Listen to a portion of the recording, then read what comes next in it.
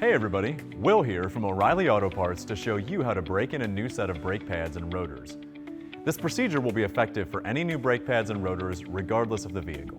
Once your entire brake job is done, make sure you've pumped your brake pedal a few times until the pressure has returned.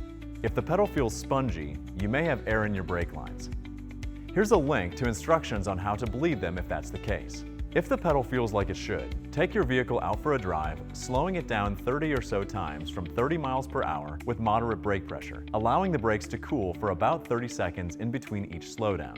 Try to avoid aggressive stops during this process. Your brakes will probably smell after you've done this, and that's okay. If the odor persists past 500 miles or so, or if you have excessive dust on a wheel, you may have a stuck caliper. And that's it.